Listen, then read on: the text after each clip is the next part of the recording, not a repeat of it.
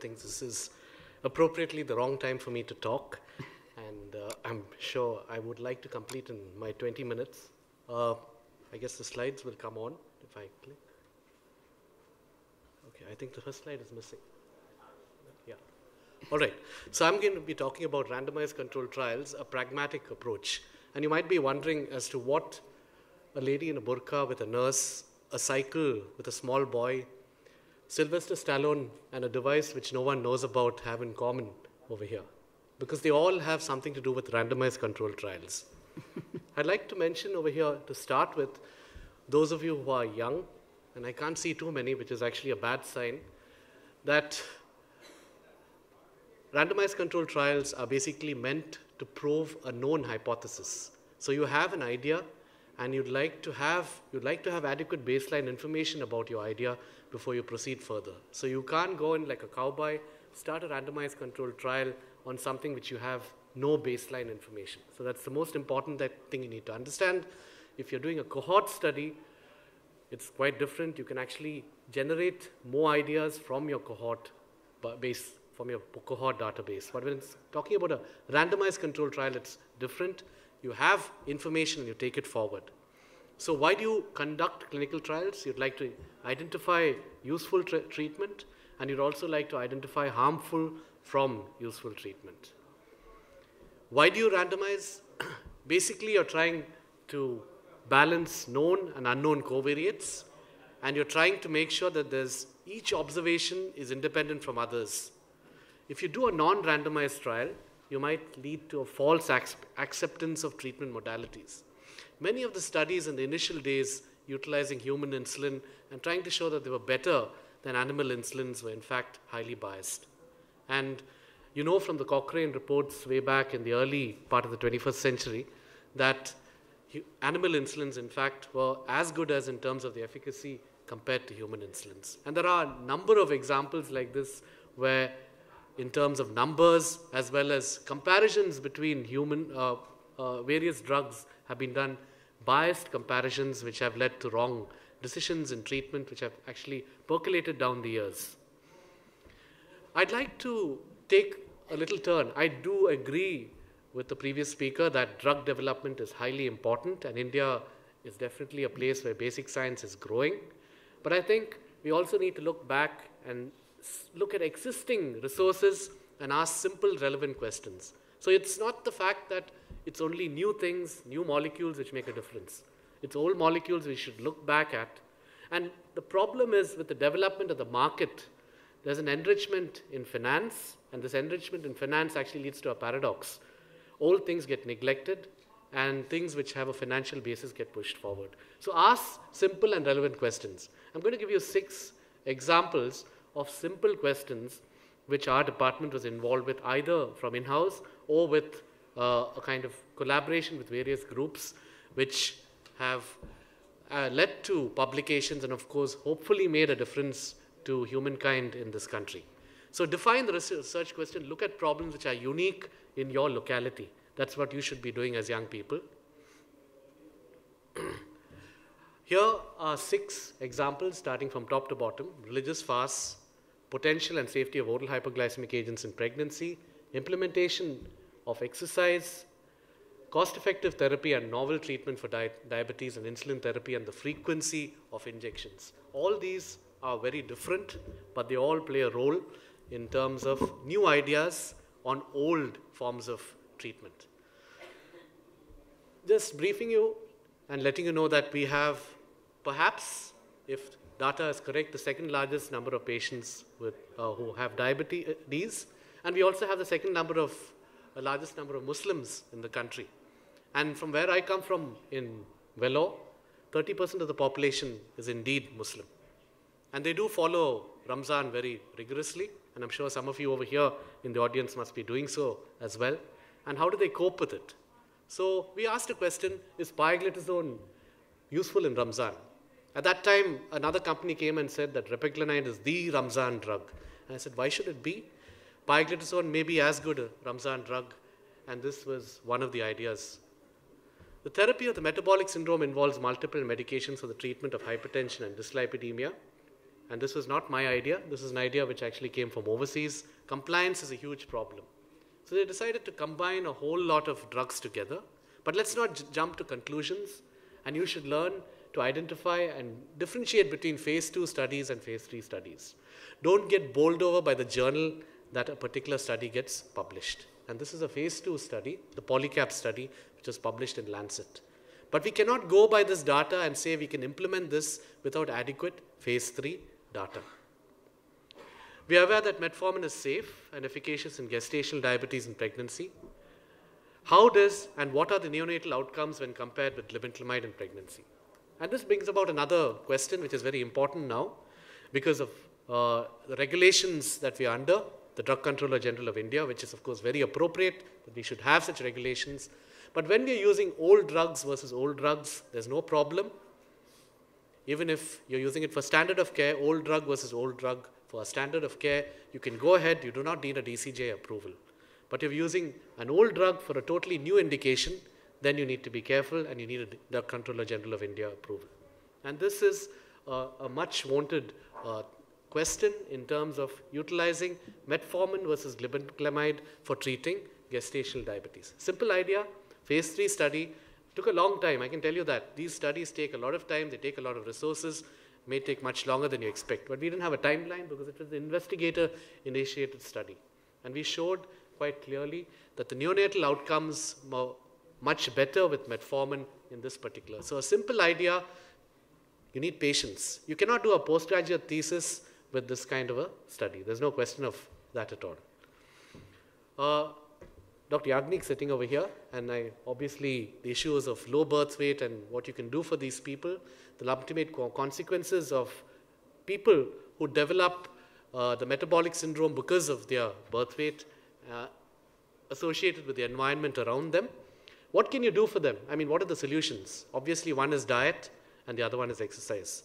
And we looked up the literature and we found, indeed, there was no randomized controlled trial to look at the impact of physical activity on those who were born low birth weight. In fact, the only thing that I found was the effect of kangaroo care on people born low birth weight. And that's treating a neonate, which is actually quite a different question, which I wouldn't be able to handle. So what we did is we did a 45-day interventional bicycle-based study with our collaborators from Copenhagen, and we looked at physical activity of those who are normal birth weight and those who are low birth weight using a bicycle. And of course, I have come across literature more recently showing that the bicycle is actually a very effective form of exercise. Does it work? And I will divulge these results a little later. So, as mentioned very clearly, there are these phenomena called underpowering and overpowering. When you ask a research question, are your numbers enough to answer the question? And he's going to be looking at that and saying, is 60 versus 60 adequate to answer the question? I'm not going to answer that question over here, but that's the first thing that you should ask yourselves when you look at the results. You also need to be pragmatic. When you do a whole lot of analytes, you can't be taking big numbers of subjects. So here we looked at insulin sensitivity and we looked at the change. This kind of a randomized controlled trial, you don't need the DCJ approval. You do need a CTRI registration before you start. That is very appropriate and good thing to do before you start your study. Do you need a data safety monitoring board for this? Well, if I did it in an older group of 50-year-olds or 60-year-olds, I would like to know, because if they develop ischemic events, I need to be careful. But in a young group like this, perhaps not. Okay, and we measured. So you need the appropriate devices to look at heart rate and other changes which might actually occur in these individuals. Another idea, cost of treatment is a major factor in determining compliance. Newer drugs are expensive. If you want to do drug development in the West, it costs a lot, and you need to pay the FDA a lot of money to get it approved subsequently. So lots of money and lots more money to get new drugs in the West. In India, why not think of old ideas? And of course, going back to the issues of herbal treatment, Ayurvedic treatment, of course, you have a parallel system called Ayush, which encourages very rapid drug development, but without much validity, unfortunately. I'm making a very provocative statement in public. I hope I don't get tomatoes early for my lunch today. Now, so therefore, revert to old remedies. And this was not, once again, an idea of the physician. This came from the pharma side. I guess, once again, the question is, has it been adequately tested to say it is okay to use? The DCJ has approved it. chloroquine for treating diabetes, and this is a randomized controlled trial. But we need simple solutions. And here the DCGI can approve it, where the FDA would have actually charged you a lump sum of maybe $10 million to give you an approval, which of course you can't make that profit from an old drug which has been off patent for, what, 40 years? The transition towards insulin in patients with maximal doses of oral hypoglycemic agents is a challenge. You need to talk about compliance and control. You also need to talk about cost. Hypoglycemia are issues. And here is an idea, once again, which is pharmaceutically driven, looking at an ultra long-acting insulin. But once again, warning, phase 2 study, don't jump to conclusions. This is an issue of safety. This is not an issue of efficacy that you should be answering with a phase 2 study. Okay, so you have your idea. The next thing is survey the literature extensively. Look for unique aspects to work on in the area of your interest. Try to avoid direct replications, but be pragmatic and not too adventurous. So keep your ideas simple. Do not try and combine 4 different arms of 4 different drugs against each other. Your sample size will suffer. You'll find it a nightmare trying to do such studies. So let's go back to the Ramzan example, which is in-house developed. So the Ramzan study using pioglitazone, few trials on oral hypoglycemic agents in Ramzan, that was 14 years ago. No double-blinded studies and no studies from India. So why not? The chloroquine study, interestingly, there was a chloroquine study done by Herschel Gerstein way back 14 years ago for treating type 2 diabetes, but the numbers are very small, chloroquine versus placebo. And it was not a reality study, as in what I mean that the standard of care was not kind of added on. This was a chloroquine versus placebo. That's not something you would do in reality to start chloroquine one-off in your patients with type 2 diabetes at an early stage of time. So that was a good idea to think about it in a country like ours. Step 3, frame the research question. So question over here, randomized double-blind multicentric trial evaluating the effects of pioglitazone in fasting Muslim subjects during Ramzan. Here another question, chloroquine or placebo in addition to standard of care. So the placebo, which looks identical to chloroquine. I must warn against open label studies. Most insulin studies are open label studies, and there is an element of bias because the investigator knows what is going to be started at that particular point of time, and therefore it is going to be, there is a risk of whatever data accumulated there being a particular intervention being predetermined by the investigator. Ensure exhaustive exclusion and inclusion criteria. Make sure your inclusion and exclusion criteria are exhaustive. Those of you who have been in clinical trials with pharmaceutical company know the list of exclusion criteria. This is necessary, this is important for safety, but this is of course one of the intrinsic banes of an interventional study when you have exhaustive exclusion criteria. It is beyond real life. In real life you don't have exclusion criteria. You may take in a patient with a particular drug who has a hepatic enzyme of 80 or 90 and include them in the study. So this is of course a limitation, and therefore with a phase 3 study you might miss out on some adverse effects which you will pick up only 10 years later from phase 4 data. Okay, inclusion in that particular study, and clinically diagnosed type 1 or secondary diabetes was excluded, and then you have a huge list of all the hepatic, cardiac, all the other renal failure extra, which are exclusion study. Define the primary outcome. Give a primary question to help in calculating the sample size. Very, very important. So your sample size question depends on a primary outcome. It's not some nebulous thing. Sugars can come down by A1C of X, and I don't know what it is. I need to know the potency of the particular drug from previous studies. I need to know what it is in my environment, hopefully from India, to know what's happening. So primary outcome in Ramzan would be number of hypoglycemic episodes per week during Ramzan. Glycemic control is assessed by serum fructosamine, because in Ramzan you cannot use the A1C, you only have a month, so we use fructosamine. So you have to have some kind of an innovation thrown in to kind of see how you can measure the sugars over there. There are intrinsic problems once again with the clinical trial. Once you educate your patients and they're in a trial, they will all start following manipulative diets, following diets which are appropriate to prevent hypoglycemia. And that could also affect your sample size. So you may get a negative outcome only because they are taking the new drug, plus they're improving on their diet in addition. Secondary outcomes, very important. In this country, try and do a cost analysis in whatever study you're doing, especially with pharmaceutical agents. Number of other adverse events experienced, important. you can piggyback other things. Over here, what we did is we looked at the calorie intake during Ramzan. And surprise, surprise, we found that those who were diabetics took 300 calories more during the Ramzan season. So, well, that's apparently reported. You can ask any of my Muslim friends, they will tell you the same thing. Define a temporal algorithm for the study. You should have an algorithm which should be unique once again to the situation. How would I use pioglitazone in Ramzan? It takes a few weeks before the drug takes to kick in. So what we did is, we did baseline anthropometry. We have a run-in period. We give a test dose of pioglitazone, which is as in any pharmaceutical trial. And then we randomize 60 days prior to Ramzan. So by then, the effects of pioglitazone are there in addition to the existing standards of care. And it's placebo-controlled. And then we do multiple measurements of sugars and fructosamine before, in the middle of the study, and after. And then the endpoints, as mentioned, hypoglycemia, glycemic control, and cost effectiveness. The GDM study, very different. During pregnancy, randomized during pregnancy to metformin or glibenclamide. This is open-labeled. So there is obviously a risk of investigator bias. There's no doubt about it. I have absolutely no doubts. But what is the outcome? The outcome was neonatal hypoglycemia. And the neonatologist does not know what drug was taken. So there, possibly, some of the negative effects of an open-label study are offset. So we have an advantage there on the long-term outcomes.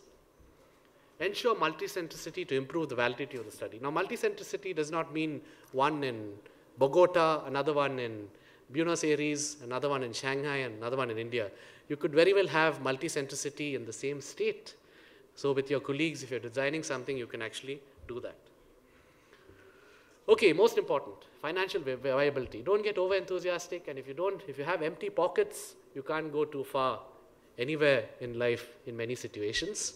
However charitable your heart is, you need that little bit of money to run a study. I think randomized controlled trials are expensive. Dr. Yagnik, a cohort study is even more expensive. So I don't know. That's a difficult question to answer. Strong clinical teamwork, laboratory infrastructure, biostatistical backup. I want to underline that, D, biostatistical backup. Biostatisticians should be your co-investigators and your co-authors. They're very often neglected as co-technicians, which is wrong.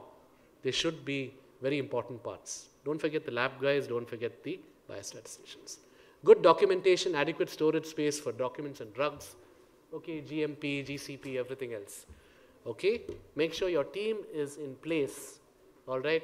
If you have a high attrition rate and coordinator 1 disappears after 2 weeks, you're not in good shape.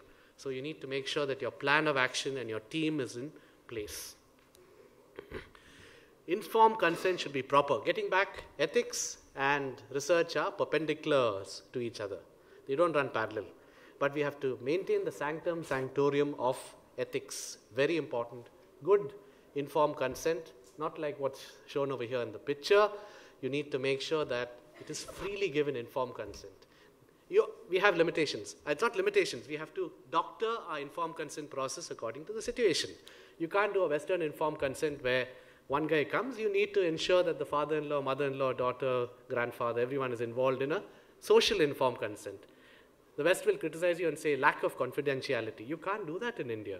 So I think we need to rewrite our rules also as far as GCP is concerned over here. So never kind of tell rosy stories to the patient. In the end, if they're unsure or they're reluctant, they will drop out. You will never have a good retention rate. Very, very important. Make sure you correct your sample size, 20% dropout rate, whatever that. You can do that, but make sure, try not to include a reluctant patient. Rambo, the foundation of a good clinical trial. Putting everything together and the steps that we put together, the Rambo principle. Your recruitment should be proper. It should be unbiased as far as possible. But unfortunately, when you're doing an interventional study, there will always be biased recruitment because you want the best patients. You want the clinical trial phenotype, the people who will stay on in the trial. Allocation concealment, is it proper? Okay. Is someone looking through the envelope to see the allocation? Electronic allocations are better, safer. Maintenance during the study. Are they all treated equally? Are they compliant? Are the dietary and exercise interventions good and equal in both arms, especially in open label study? Are you making the guy who's on glargine exercise less and the one on digludec exercise more. So you have to be unbiased over there. Measurements, are they truly blinded and objective? You have to be aware that for all good studies, you need a data safety monitoring board in place, because this is important. It's not for interim analysis.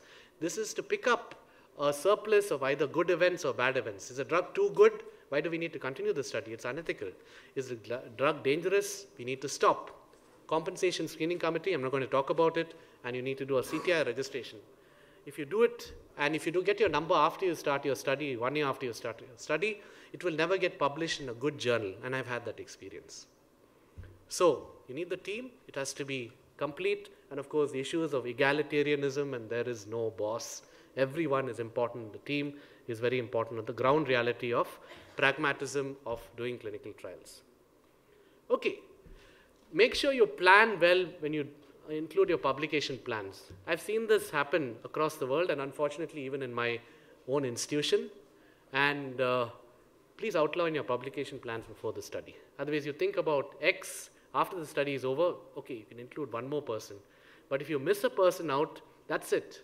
It's war for the next 100 years with that person. So I think you've experienced it. Okay. The analysis, I think I'm running out of time. Yes. Dr. Snehalata, I will finish. So don't rely, this is a bad slide. It's showing you only a p-value standalone. It's not showing you the data. So this is a nice way a pharmaceutical representative will tell the world, p-value less than 0.071, let's use pioglitazone in Ramzan. That's what they will say. But show the data, and if the data is clinically relevant in addition to being statistically significant, that's the best you can get. Okay, exercise, it seems to help. Once again, these are bad slides showing you p-values, trying to impress you with data. So, but anyway, the exercise improved the body composition of these people. Short term, I can't tell you whether they became physically fitter or diabetes was prevented 30 years later. I can only tell you short term, the body composition actually improved. Okay. And then the publication. Final and the last thing that you require is the publication, and that's important. Of course, your impact on society is even more important, and that is that. Thank you so much for your patience.